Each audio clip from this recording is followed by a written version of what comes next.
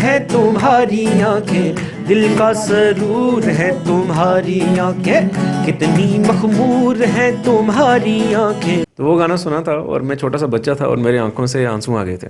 सितारों तुम तो सो जाओ, सितारों तुम तो सो जाओ, सो जाओ, सितारों तुम तो सो जाओ। अस्सलाम वालेकुम नाज़रीन, कश्मीर पेट्रियाट का एक मुलाकात प्रोग्राम लेकर मैं काजी सईद शफीक आपकी खिदमत में हाजिर। सामीन, जैसे आपको पता है, कुंदनलाल सहगल से लेकर श्रेया घोषाल या नेहा कक्कर तक बहुत सारे गुलकार इस सरजमीन पर आए और उन्होंने अपनी गुलकारी से बहुत ज़्यादा इम्प्रेस किया अपने सुनने वालों को। अब ज़माना गुजरता गया, कुछ ऐसे गुलकार थे जिन्होंने अपनी आवाज़ इस दुनिया पर ऐसे छोड़ी कि अभी तक वो आवाज़ गूंजती ही जा रही है। लेकिन अगर हम बात करेंगे प्रेजेंट इरा की, इस वक्त हमारे कश्मीर के गुलकार भी किसी और गुलकारों से भी कम नहीं है। इसी सिलसिले में एक मुलाकात प्रोग्राम लेकर आज जिस गुलकार का हमने इंतखाब किया है उसका नाम है वकार अहमद खान। जी वकार भाई, अस्सलाम वालेकुम, खैर मकदम आपका कश्मीर पेट्रियाट के एक मुलाकात प्रोग्राम में। वालेकुम अस्सलाम, अस्सलाम वालेकुम, बहुत शुक्रिया जनाब। इससे पहले हम इस मुलाकात का आगाज़ करेंगे। ये जो एक मुलाकात प्रोग्राम है इसका विकार बढ़ाने के लिए आप अपनी सुरीली आवाज़ में, क्योंकि आपकी जो आवाज़ है लोग ये कहते हैं कि कश्मीर के नुसरत फ़तेह अली खान है, तो हमारी नाजरीन के लिए आप एक सुरीली आवाज़ में नुसरत फ़तेह अली खान की धुन में एक ऐसी धुन यहाँ पर बिखेरिए ताकि नाजरीन भी हमारी खुश हो जाए। और बोल है, तुम्हें दिल लगी भूल जानी पड़ेगी, मोहब्बत की राहों में आकर तो देखो। बिल्कुल आपके लिए और आपके जो प्यार आपने दिया है और लोगों ने उनके नज़र कर रहा हूँ, तुम्हें दिल लगी भूल जानी पड़ेगी। खुदा के लिए छोड़ दो अब ये पर्दा, खुदा के लिए छोड़ दो अब ये पर्दा, कि है आज हम तुम नहीं गैर कोई, कि है आज हम तुम नहीं गैर कोई। शबे वस्ल भी है हिजाब इस कदर क्यों, शबे वस्ल भी है हिजाब इस कदर क्यों, जरा रुख से चल हटा कर तो देखो, जरा रुख से चल हटा कर तो देखो, तुम्हें दिल लगी भूल जानी पड़ेगी, तुम्हें दिल लगी भूल जानी पड़ेगी, मोहब्बत की राहों में आकर तो देखो, मोहब्बत की राहों में आकर तो देखो। थैंक यू, बहुत बहुत शुक्रिया, बहुत बहुत शुक्रिया। शुक्रिया जी, आपसे ये जानना चाहेंगे विकार भाई कि गुलकारी का शौक़ आपको कब और कहाँ पैदा हुआ? देखिए, ये सिलसिला जो है बहुत पहले शुरू हो चुका था। जब मैं छोटा सा था, बचपन में ही, मुझे क्लास शायद सेकंड क्लास में पढ़ता था मैं, 2002 की बात है, जब पहली बार मैंने लोगों को फेस किया, स्टेज फेस किया। तो स्कूल से ही शुरू हो गया था सिलसिला। फिर आहिस्ता आहिस्ता जब स्कूल से कॉलेज किया तो मेरा इंटरेस्ट जो है आहिस्ता आहिस्ता और डेवलप होता गया और थोड़ा एक्सपीरियंस होता गया स्टेज का, लोगों से मिला, लोकल आर्टिस्ट से जैम किया यहाँ पे। तो ऐसे ही सिलसिला चल रहा है, अभी भी चल रहा है, अभी सफ़र ही है, तो इंशाल्लाह बहुत दूर पहुँचना है आपकी दुआओं से। जी, आप डिस्ट्रिक्ट कुपवारा के करना एरिया से हो, वहाँ आपको इस तरह का एक्सपोजर नहीं मिलता है क्योंकि फार फ्लंग एरिया है और आपको इस चीज़ को लेकर आपने रियाज भी करना था, हर एक मामला तो आपने देखने थे। तो किस तरह आपने ये सब कुछ मैनेज कर लिया एक फार फ्लंग एरिया के होते हुए? देखिए, पहली बात तो ये कि मेरे हिसाब से अगर आप में कोई चीज़ करने का जज्बा है या आप शौक़ रखते हैं या कोई टैलेंट है तो एरिया मैटर नहीं करता, आप कहीं से भी होंगे, आप कहीं भी उठ के आएंगे। मेरे साथ ये था कि मेरी स्कूलिंग वगैरह श्रीनगर में हुई है, तो मेरे को इतनी शायद मुश्किलात का सामना नहीं करना पड़ा। लेकिन आज का जो वहाँ का जो यूथ है, ये जो वहाँ रह रहा है, वहाँ बस रहा है, उसके लिए थोड़ा सा मुश्किल है, बहुत स्ट्रगलिंग है। क्योंकि आप जानते होंगे कि हमारा जो करना है वो मेन स्ट्रीम से बिल्कुल 6 महीने कट होता है। तो उसके अलावा और बहुत सारी दुश्वारियाँ हैं, चाहे वो क्रॉस बॉर्डर फायरिंग हो या बिल्कुल एक देहाती इलाका है, तो बड़े मसले मसाइल होते हैं वहाँ के लोगों के। तो फिर इस ऐसे कोई आर्ट फॉर्म को डेवलप करना है, उस पर काम करना उनके लिए बहुत स्ट्रगलिंग रहता है, बहुत ज़्यादा। पर फिर भी जो आज अभी नए लड़के वहाँ से आ रहे हैं, बहुत मेहनत कर रहे हैं, सोशल मीडिया का अच्छा यूज़ कर रहे हैं, इंटरनेट का अच्छा यूज़ कर रहे हैं, और होपफुली एक दिन वो भी हमारा जो कश्मीर है या जो लोकल यहाँ पे लैंग्वेज हैं, चाहे पहाड़ी हो या डोगरी हो, जो भी हो, वो भी एक अपना लोहा मनवाएंगे। तो मेरे लिए थोड़ा सा एज ये था कि मैं श्रीनगर में ही पला बड़ा हूँ, यहीं पे पढ़ाई की मैंने, तो यहाँ पे ही मैंने सीखना जो इनिशियल स्टेज में शुरू किया था। फिर आहिस्ता आहिस्ता जब मेरा कॉलेज ख़त्म हुआ तो मैं उस्ताद के पास गया प्रॉपर ट्रेनिंग के लिए दिल्ली में। अब मैं ये नहीं कहूँगा कि मैं सीख चुका हूँ, बस शुरुआत है, जस्ट अभी एंटर हुआ हूँ, अभी बहुत दूर जाना है। अगर हम बात करेंगे आपकी, अगर ये जो आपका प्रोफेशन जो आपने चूज़ कर लिया है, इसमें आपको सुर, ताल और आवाज़, इन तीनों को लेकर किसी और चीज़ की ज़रूरत मत पड़ती है आपने आपके इस रियाज़ को आगे लेकर? देखिए, एक होती है टेक्निकलिटी चीज़ें, जैसे आपने कहा सुर, ताल हो गया, ये आप टेक्निक्स हैं, ये आप सीखते हैं। और कुछ चीज़ें ऐसी होती हैं जो बहुत नेचुरल होती हैं। आपका लहजा कैसा है बात करने का, आपका एक लफ्ज़ को अदा करने का लहजा कैसा है, आपकी प्रेजेंटेशन कैसी है, तो वो सब चीज़ें भी बहुत मायने रखती हैं। आज के दौर में कंपटीशन है, तो सुर और ताल आप सीख सकते हैं, लेकिन वो प्रेजेंटेशन, वो सब चीज़ें भी आपको ज़रूरी हैं समझना। और ख़ासतौर अगर गायकी की बात करें तो आप क्या पढ़ रहे हो, उसका अर्थ क्या है, उसका मतलब क्या है, आप क्या समझाना चाह रहे हो लोगों को। क्योंकि म्यूज़िक एक ऐसी चीज़ है, ये इम्प्रेस करने के लिए नहीं की जाती, ये एक्सप्रेस करते हैं हम। एक्सप्रेस क्या करते हैं, जब तक आपको खुद नहीं समझोगी तो आप एक्सप्रेस नहीं कर पाओगे। तो बहुत ज़रूरी है उसको समझना, उसके कलाम को, आप क्या कलाम पेश कर रहे हो, फिर उस अंदाज में, उस लहजे में उसको पेश करना भी है। वकार भाई, इस चीज़ को आप समझते हो कि अगर सोशल मीडिया न होता तो ये जो इस वक्त सुरीली आवाज़ है ये नाज़रीन तक नहीं पहुंचती? क्या आप इस चीज़ से इत्तेफाक करते हो? नहीं, कई हद तक सोशल मीडिया ना होता तो शायद इतने बड़े पैमाने पे ना होती, आप शायद मेरा इंटरव्यू ना ले रहे होते। लेकिन वो एक छोटे से दायरे में तो मैं होता, ज़रूर होता, क्योंकि मेरा एक अपना शौक़ था, मेरा एक अपना जज्बा था, तो उस दायरे को मैं पक्का पुख्ता करता। लेकिन शायद इस लेवल पे ना हो पाता अगर सोशल मीडिया नहीं होता हमारे पास। तो हमारे लिए बड़ा स्ट्रगलिंग था, मुंबई जाना, बॉलीवुड में ट्राई करना, वहाँ रहना, मतलब जो भी चीज़ें थी, बहुत स्ट्रगलिंग होता अगर सोशल मीडिया ना होता। और ये बेस्ट टूल है हमारे पास अभी, जो भी कोई भी टैलेंट है वो ईज़िली अपना जो काम है, अपनी जो उसके पास टैलेंट है वो दुनिया तक पहुँचा सकता है। तो इंटरनेट एक अच्छा ज़रिया है आज की डेट में हमारे लिए। आपके जो एल्बम वगैरह जो बहुत ज़्यादा वायरल हो चुके हैं, उनमें आप जो लोकेशन चूज़ करते हो, या तो पहाड़ियाँ होती है, या झरना होता है, या मिडाउस होते हैं, या और भी कुछ अच्छी चीज़ें होती है जो हमारी कश्मीर की नेचुरल ब्यूटी है, क्या इससे आप ये समझते हो कि टूरिज़्म को भी फ़रोग मिलेगा? हाँ बिल्कुल, क्यों नहीं। एक देखिए, मेरे जो गाने यूट्यूब पे होते हैं तो वो ग्लोबली चलते हैं, और ऑब्जेक्टिव भी ये रहता है लोकेशन के टाइम पे कि हर बार हम एक नई लोकेशन चुनें। और ज़्यादातर अगर गाने देखेंगे तो आप तो मैक्सिमम जो है वो वैली में ही शूट हुए हैं। तो उसके पीछे भी यही ऑब्जेक्टिव था कि हम अपना जो यहाँ का जो सीनिक ब्यूटी है, या यहाँ की जो जिसके लिए हम जाने जाते हैं, जन्नत जिसे कहा जाता है, तो बाहर की दुनिया देखें। और बहुत बार ऐसा हुआ है कि गाना उनको अट्रैक्टिव भी लोकेशन की वजह से लगा है। जैसे कोई पहाड़ी गाना मैंने पहाड़ों पे शूट किया है, बिल्कुल उधर के जो रहन सहन होता है, गुजर बकरवाल या पहाड़ी लोग होते हैं, उनके बीच में शूट किया है, तो उन्होंने वो बड़ा अट्रैक्टिव लगा लोगों को। फिर कश्मीर में श्रीनगर सिटी में शूट किया, डल लेक में शूट किया है। तो ये सब चीज़ें एक ज़रिया है कि हम अपना काम तो दिखा ही रहे हैं, साथ में अपनी अपनी जगह अपने टूरिज़्म को भी प्रमोट कर रहे हैं। और अगर टूरिज़्म प्रमोट होगा, हमारे पास दी ओनली इंडस्ट्री जो हमारे पास है टूरिज़्म, तो उससे इनडायरेक्टली हमें भी फ़ायदा होगा। कितनी मसरत होती है आपको अपने दिल में जब विकार बाई को लोग छोटा नुसरत फ़तेह अली खान के नाम से पुकारते हैं? देखिए, मैं हमेशा कहता हूँ, मैं हमेशा इसको डिनाई करता हूँ, पर ये लोगों का प्यार और मोहब्बत है, तो उनका एक ज़रिया है अपनी प्यार मोहब्बत इजहार करने का, तो मैं उस पर कोई टिप्पणी नहीं करूँगा। पर फ़तेह अली खान साहब एक बहुत बड़ा नाम है, उन तक पहुँचना या उनके साथ नाम जोड़ना अभी मैं शायद उस काबिल नहीं हूँ। पर मेहनत करेंगे और जी जान से कोशिश करेंगे कि हमारा अपना एक नाम हो, वकार खान हो, और आप वकार खान के नाम से मुझे जानें। आपसे गुफ्तगू का सिलसिला जारी रहेगा। हमारी नाजरीन के लिए आप अपनी सुरीली आवाज़ में एक और नगमा बिखेरिए। वे तू लौंग वे बेलौची, तेरे पीछे गवाची,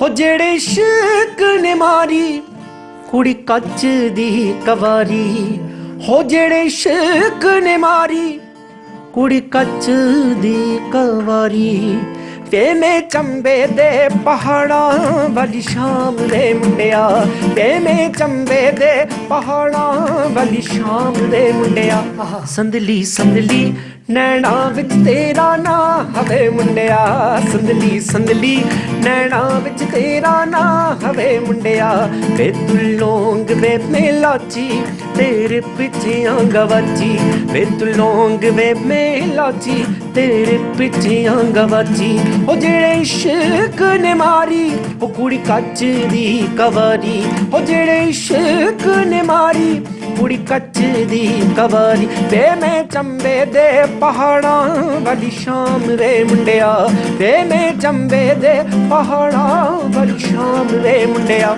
संदली संदली नैना विच तेरा ना हवे मुंडिया, संदली संदली नैना विच तेरा ना हवे मुंडिया, ओ संदली संदली नैना विच तेरा ना हवे मुंडिया। माशाल्लाह, बहुत खूब, बहुत खूब। क्या आवाज़ है आपकी, आहा हा, दिल मोह लिया आपने आज हमारे नाज़रीन का। तो घर वालों का खासा सपोर्ट होता है अगर कोई बंदा अपने फ्यूचर को लेकर, चाहे वो इंजीनियरिंग हो, डॉक्टरी हो या कोई भी पेशा वो चूज़ करे, घर वालों का जो सपोर्ट होता है उसका वाइटल रोल वो घर वाले प्ले करते हैं किसी भी बंदे को अप्राइज करने के लिए। अगर हम आपकी बात करेंगे, वकार खान की बात करेंगे, तो घर वालों का कितना सपोर्ट रहा आपको इस गुलकारे को लेकर? देखिए, घर वालों का मैं ऐसे कहूँगा कि उनका हमेशा कंसर्न होता है कि उनका बच्चा अच्छा करे, वो एक अच्छी ज़िंदगी गुजारे। तो लेकिन हमारे यहाँ थोड़ा, हमारी सोसाइटी में ऐसा है कि हमारा एक कल्चर बन चुका है डॉक्टर इंजीनियर का, या ब्यूरोक्रेटिक वो कल्चर बना हुआ है। तो अभी ये, क्योंकि ये सब चीज़ें म्यूज़िक या कोई भी ऐसा आर्ट फॉर्म हो, इनका भी इतना ज़्यादा स्कोप नहीं है, इतनी ज़्यादा प्लेटफॉर्म्स नहीं है, उतनी ज़्यादा अवेयरनेस भी नहीं है, तो थोड़ा सा खट्टापन उनका होता है पहले। और मेरे साथ भी ऐसा हुआ कि शायद उस तरीके से सपोर्ट नहीं कर पाए वो, और उनका एक अपना रीज़न था, जेन्युइन रीज़न था उनके हिसाब से, लेकिन मेरे को करना था और मैंने लड़ता रहा करता रहा। तो अभी वो ऐसा है कि अभी थोड़ा बहुत उनका जो है साथ है मेरे। पहले शायद नहीं था, मुश्किल थी बड़ी जब मैं स्कूल टाइम में शुरू किया करता था, लेकिन अभी वो खुश हैं, अभी साथ में हैं अल्हम्दुलिल्लाह। हमारी जो मादरी ज़बान है वो कश्मीरी है। जाहिर सी बात है आप बाहर ही रहे हो ज़्यादा, तो कश्मीरी बोलने में आपको दुश्वारी हो रही हो, लेकिन अगर हम यहाँ की बात करेंगे, कश्मीरी गानों को भी आजकल के दौर में ये जो हमारी यूथ है बहुत ज़्यादा पसंद करती है। तो क्या कहना चाहेंगे आप इसके बारे में? क्या कभी आप कश्मीरी गाना भी पसंद करते हो? देखिए, बेसिकली मैं पहाड़ी हूँ और पहाड़ी मेरी बड़ी पक्की है। ऐसा नहीं है कि मैं बाहर रह के पहाड़ी छूट गई। कश्मीरी मेरा थोड़ा तलफ़्फ़ुज़ का मसला है, तलफ़्फ़ुज़ मेरा अच्छा नहीं है, लेकिन मैं कोशिश कर रहा हूँ और सीख रहा हूँ। कश्मीरी गाने भी मैंने 1-2 किए हैं। और जहाँ तक आज की म्यूज़िक की बात है, कश्मीरी म्यूज़िक की, तो वो आप देखें पिछले 3-4 साल से बिल्कुल एक अलग लेवल पे जा रहा है। और मेरे हिसाब से प्रमोशन ऐसे ही होती है। प्रमोशन तब होगी जब कश्मीरी गाना कोई नॉन कश्मीरी बंदा सुनेगा। अगर कश्मीरी गाना कश्मीरी ही लोग सुन रहे हैं तो वो प्रमोशन नहीं होती है। अगर एक बंदा भी नॉन कश्मीरी हमारा गाना सुनेगा, हमारा म्यूज़िक सुनेगा, तो वो प्रमोशन है। और वो तभी होगी जब हम उसको नए अंदाज में पेश करेंगे, उन लोगों के हिसाब से पेश करेंगे, ठीक, उसमें एक नई मिठास लाएंगे, जो आजकल का ज़माना है, जो ट्रेंड है, उसके हिसाब से। तो म्यूज़िक में हमें थोड़ी सी डेवलपमेंट करने की जो ज़रूरत है वो हो रही है आहिस्ता आहिस्ता। बहुत सारे ऐसे नाम हैं यहाँ पे जिन्होंने एक बिल्कुल पुश किया है इस टाइम कश्मीरी म्यूज़िक को। और आप देखें पिछले 3-4 साल में ही बॉलीवुड में भी कश्मीरी गानों को जगह मिली है, और वो उसी म्यूज़िक की कारण है। तो होपफुली आहिस्ता आहिस्ता ये और बेहतर हो जाएगा और एक अच्छा रिजल्ट आएगा इसका।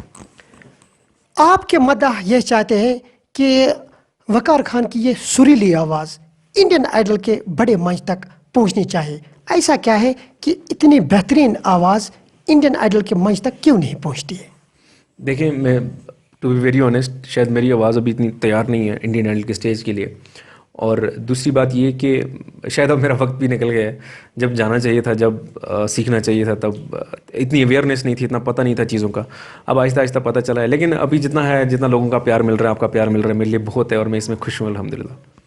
हमारी नाजरीन के लिए आप अपनी पसंद पर कोई एक गाना गाइए।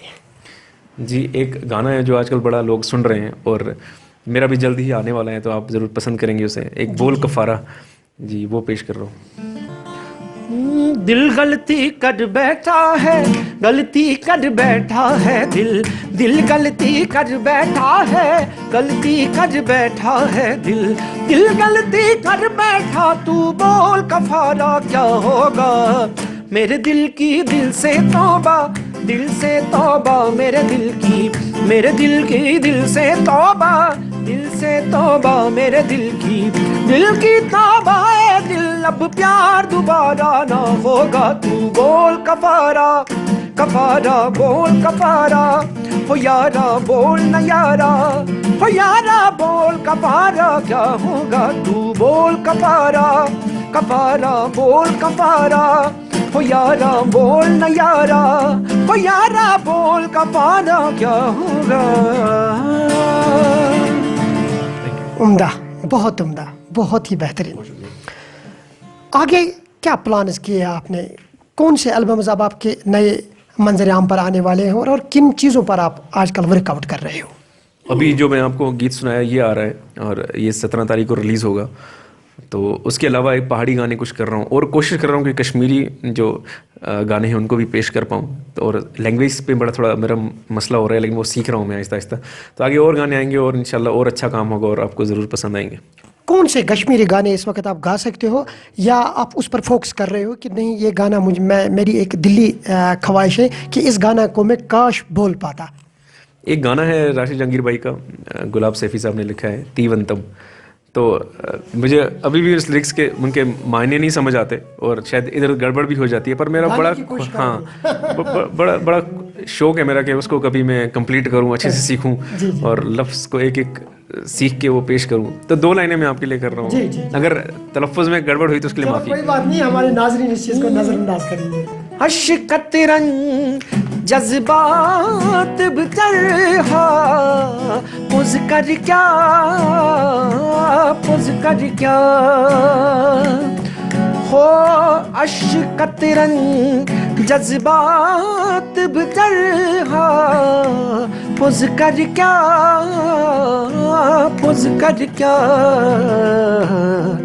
आबस पेठे, आबस पेठे तस्वीर बनचा, तीवंतम, तीवंतम, तीवंतम, तीवंतम, तकदीर तदबीर बनचा। Thank you. वकार भाई, आपने नुसरत फ़तेह अली खान को ही अपना आइडियल क्यों बनाया, जबकि अगर हम बॉलीवुड की बात करेंगे वहाँ मोहम्मद रफ़ी है, वहाँ किशोर कुमार है, अमित कुमार है, या सोनू निगम है, कुमार शानू है, या और भी नए सिंगर्स आ रहे हैं। आपने ये अगर हम बात करेंगे आपके गाने की, आपकी सुर की और आपकी आवाज़ की, तो मशाहबत हो रही है आपको ज़्यादातर नुसरत फ़तेह अली खान से। तो नुसरत फ़तेह अली खान को ही आपने आइडियल क्यों बना रखा है? देखिए, जब मैं, ये स्कूल की बात है, जब मैं फ़तेह अली खान साहब को पहली बार सुना था तो उनका एक गाना है, सितारों तुम तो सो जाओ, हुए हैं हम तो दीवाने। तो वो गाना सुना था और मैं छोटा सा बच्चा था और मेरी आंखों से आंसू आ गए थे। बजाय इसके कि मेरा कभी दिल नहीं टूटा या ऐसा कोई, बिल्कुल छोटा था, समझ नहीं थी चीज़ों की, लेकिन वो उसमें ऐसी कशिश थी उस कलाम में, उस आवाज़ में, कि वो मेरे दिल पे घर कर गई। तो उसके बाद मैंने उनको सुनना शुरू किया और आज तक सुन रहा हूँ और आगे भी सुनता रहूँगा। और उनका आप काम देखें कि उन्होंने इतना काम किया है कि अभी वो निकल रहा है बाहर आहिस्ता आहिस्ता, ख़त्म नहीं हो रहा है कभी। तो सबसे बड़ी जो चीज़ मैंने उनको आइडियल माना अपना, वो था उनका कलाम, उनकी आवाज़ में जो वो कशिश थी, वो जो अटैचमेंट बनाते थे। अब देखें, वो बड़े सादगी से चलते थे, एक हारमोनियम और एक तबला लेके पूरी दुनिया में उन्होंने अपना डमका बजाया, और लेकिन उनकी आवाज़ का जो जादू था वो हर एक इंसान के सर पे चढ़ के बोला है। तो वो एक वजह थी। और ऐसा नहीं है कि कोई उनसे, या बॉलीवुड में मोहम्मद रफ़ी साहब या बाकी सब वो कम थे, वो भी एक बहुत बड़े उस्ताद थे, बहुत नाम था उनका, लेकिन मेरे जो उस्ताद थे वो हमेशा फ़तेह अली खान साहब ही हैं और वही रहेंगे और आगे भी उनके कलाम पेश करता रहूँगा इंशाल्लाह बेहतर तरीके से। जो उसका पहला जो आपने बात करी कि सितारो तुम तो सो जाओ, वहाँ से ही आप ज़्यादा इम्प्रेस हुए और आपको इंस्पायरेशन भी आपकी लाइफ में वही गाने से मिली है। तो नाजरीन के लिए आप फ्यू लाइन्स गाइएगा। मैं 2 लाइन्स की पेश कर रहा हूँ। सितारों तुम तो सो जाओ, सितारों तुम तो सो जाओ, सो जाओ, सितारों तुम तो सो जाओ, सितारों तुम तो सो जाओ। हुए हैं हम तो दीवाने, सितारों तुम तो सो जाओ, सितारों तुम तो सो जाओ। नुसरत फ़तेह अली खान को छोड़कर कौन से ऐसे गुलकार हैं जिसने वकार अहमद खान को खासा इम्प्रेस किया अपनी लाइफ में अब तक? उनके अलावा अगर कोई नाम मुझसे पूछता है तो मैं हमेशा कमल खान कहता हूँ। कमल खान हमारे सारेगामा के विनर रहे थे 2010 या 11 की बात है। पंजाब के हैं, वो पंजाबी सिंगर हैं, तो उनको मैं बड़ा सुनता हूँ, उनको बड़ा पसंद करता हूँ, उनकी आवाज़ मुझे बड़ी अच्छी लगती है। जो आजकल के सिंगर है, आप क्या कहना चाहेंगे उनके बारे में? वो किस तरह का गाना गा रहे हैं और किस खास चीज़ को लेकर ये ख्याल रखना चाहिए कि ताकि एक मैसेज पास हो जाए हमारे यूथ के लिए? देखिए, आज के ज़माने में हर एक इंसान चालाक और समझदार है, क्योंकि उसके पास सब रिसोर्सेज अवेलेबल हैं। तो कोशिश ये करनी है कि हमारा जो अपना कल्चर है, अपना म्यूज़िक है, उसको जितना से हम ज़्यादा बढ़ावा दे सकें और बाहर तक पहुँचाएँ, क्योंकि हमारी पहचान वही है। हमारी जो पहचान है वो कश्मीरियत है, हमारा अपना म्यूज़िक, हमारा अपनी लैंग्वेज है। तो उस पे अगर हम जितना मिल के सब लोग काम करेंगे, और सबसे बड़ी इंपॉर्टेंट चीज़ ये, आप पंजाब इंडस्ट्री का एग्जांपल लीजिए कि वो सब लोग मिल के चल रहे हैं और उन्होंने अपनी लैंग्वेज को इंटरनेशनल लैंग्वेज बना दी है। तो हम क्यों नहीं बना सकते? हमारे पास तो उनसे बहुत अच्छी चीज़ें अवेलेबल हैं। हमारे पास हमारा म्यूज़िक बिल्कुल डिफरेंट है, जो कहीं किसी और जगह नहीं है। हमारे पास ऐसे म्यूज़िकल इंस्ट्रूमेंट्स हैं, रबाब हो, संतूर हो, या वैसी सब चीज़ें। तो हम बिल्कुल एक नई छाप छोड़ सकते हैं दुनिया में, अगर हम साथ चलें मिल के। आप अपने इस प्रोफेशन को लेकर आप ये दिमाग में आपका ये ख्याल आ रहा है कि मेरे लिए आप ये रोज़ी का ज़रिया बन सकता है? देखिए, मेरे लिए म्यूज़िक एक पैशन की तरह था। मैंने कभी इसका ये नहीं सोचा था कि इसका आउटकम क्या होगा, कि at the end of the day मुझे क्या मिलेगा। तो अगर इससे मुझे कुछ रोज़ी मिल रही है तो वेल एंड गुड, नहीं मिलेगी तो भी मैं करता रहूँगा। तो क्योंकि मेरा एक जुनून है, और जुनून में ये सोच के नहीं किया था कि मुझे at the end of the day कितना पैसा मिलेगा या मैं कितना नाम करूँगा। ये मैं इसलिए कर रहा हूँ क्योंकि मुझे अपनी खुशी या अपना मेरा सुकून कल्ब है इसमें। आपका फैमिली बैकग्राउंड क्या है? आप भाई कितने हो, बहनें कितनी हैं, और वालिद साहब आपके क्या कर रहे हैं? देखिए, मेरे फैमिली बैकग्राउंड सारे पुलिस डिपार्टमेंट से हैं, मेरे ब्रदर भी और वालिद साहब भी। तो किसी का भी म्यूज़िक से कोई ताल्लुक़ नहीं है। ये मैं ही एक पहला था जिसको ये म्यूज़िक का नशा लगा, और म्यूज़िक का कोई कल्चर नहीं है हमारे घर पे। जी। हमारे नाजरीन के लिए अपनी पसंद का एक और गाना गाइएगा। एक पहाड़ी गाना है, तुसी निका निका हंस दे हो, तो वो कर रहा हूँ पे। होवे नीला बिरंग माया, होवे नीला बिरंग माया, जदों तेरे हथ डोर होवे, उड़ा बन के पतंग माया। कसम खुदा दी चना, खुदा दी चना, मेरे दिल विच बस दे हो, मेरे दिल विच बस दे हो। तुसी निका निका हस दे हो, तुसी निका निका हस दे हो।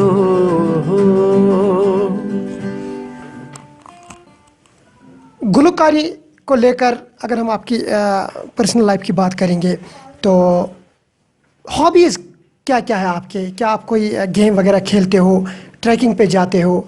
गुलकारी के बाद भी आपका ऐसा जो लेजर टाइम होता है वो किस तरह गुजर जाता है आपका घर में? देखिए, ज़्यादातर वक्त तो म्यूज़िक में ही गुजरता है, और हम लोकल जैम करते हैं आर्टिस्ट के साथ, लोकल जो भी यहाँ पे हैं आर्टिस्ट।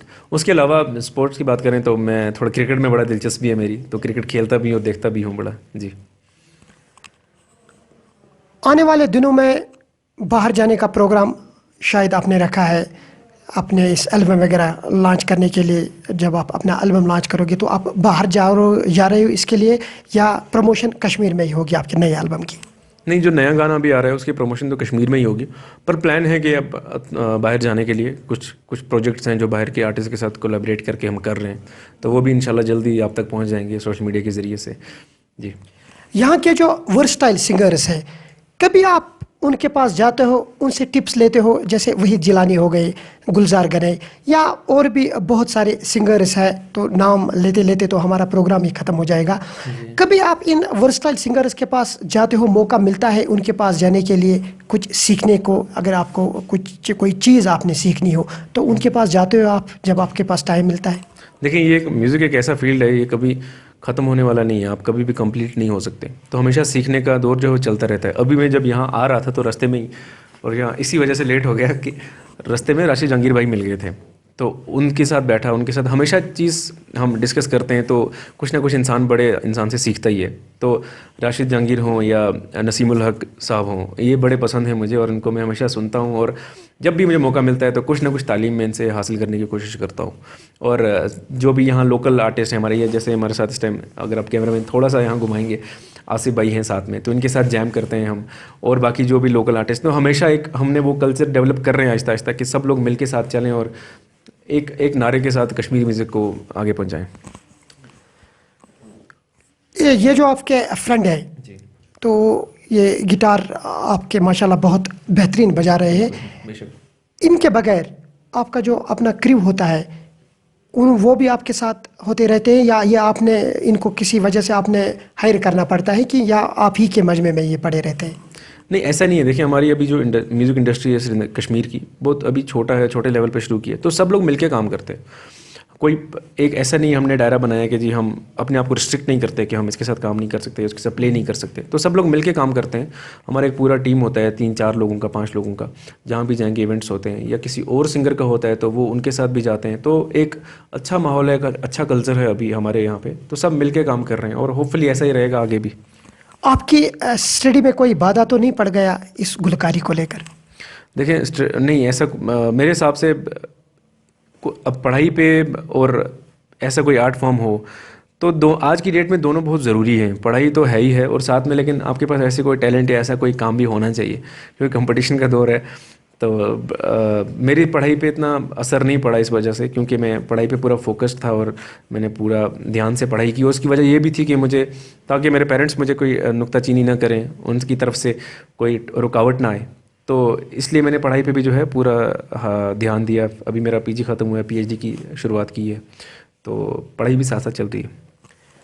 हमारे यूथ के लिए क्या मैसेज होगी, क्योंकि आज के यूथ आपको पता ही है मैक्सिमम वो ड्रग्स की तरफ माइल हुए हैं, ड्रग एडिक्ट बन गए हैं, तो क्या मैसेज देना चाहते हो आप हमारी यूथ को? देखें, जब भी कोई पूछता है मुझे तो मैं यही कहता हूँ कि ये कश्मीर है, हमारी पहचान ये नहीं है। हमारी पहचान मेहमान नवाजी है, हमारी कश्मीरियत है। तो और ऐसी ज़रखेज़ ज़मीन जहाँ से इतने बड़े बड़े शायर, इतने बड़े नाम निकले हैं, दुनिया में मशहूर हैं, तो हम को जितना हो सके इन सब चीज़ों से दूर रहें। इन सब चीज़ों से हमारी पहचान, हमारा कल्चर, हमारा ट्रेडिशन हमें यह नहीं सिखाता। और आपके में ऐसे कोई टैलेंट है या ऐसी कोई भी काबिलियत है तो उस पर काम करें, उस पर निखारें। और सबसे बड़ी चीज़ जो यहाँ पे मैंने नोटिस की है वो ये है कि हम बात नहीं करते। हमें कोई भी मुश्किलात होती है, कोई भी ऐसी चीज़ होती है, हम डिस्कस नहीं करते। तो अपने पेरेंट्स से, अपने दोस्तों से, अपने टीचर से बात करें, कोई भी परेशानी है। और पेरेंट्स का भी एक बड़ा अहम रोल रहता है कि वो देखें कि अपने बच्चों का टाइम कहाँ पे इन्वेस्ट हो रहा है, उनका पैसा कहाँ इन्वेस्ट हो रहा है, पैसा कहाँ जा रहा है। तो मिलके सब काम करना है। और ये एक ड्रग्स की जो है ये सोसाइटल प्रॉब्लम है, हम सबको मिलके करना पड़ेगा। कोई इंडिविजुअल इंसान इसको चेंज नहीं कर सकता। आपको मेरा ख्याल रखना है, मुझे आपका रखना है, तभी चल के चीज़ें बेहतर होंगी।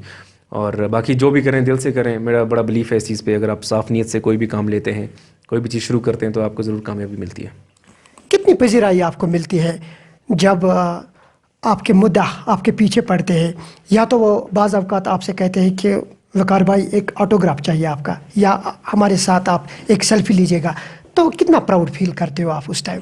देखें, कहीं ना कहीं किसी न किसी स्टेज पे हर एक इंसान ऐसा सोचता है कि मैं ऐसा हूँ कि जब मैं चलूँ मेरे लोग पीछे आएँ, फ़ोटो लें, ऑटोग्राफ लें। तो हमारा भी शौक़ होता है, ऐसा शौक़ था। लेकिन और अल्लाह का शुक्र है, अल्लाह का करम है कि सब लोगों से इतना प्यार मिलता है। और खैर, ऑटोग्राफ की बात, मुझे ऑटोग्राफ देना भी नहीं आता अभी। तो मैं वो लोगों का प्यार है, प्यार मोहब्बत है, वो एक तरीका है उनका। और उनकी वजह से ही हम यहाँ पे हैं, आपसे बात कर पा रहे हैं। क्योंकि अगर लोग नहीं सुनेंगे, लोगों का प्यार नहीं मिलेगा, तो शायद हम कुछ भी नहीं है।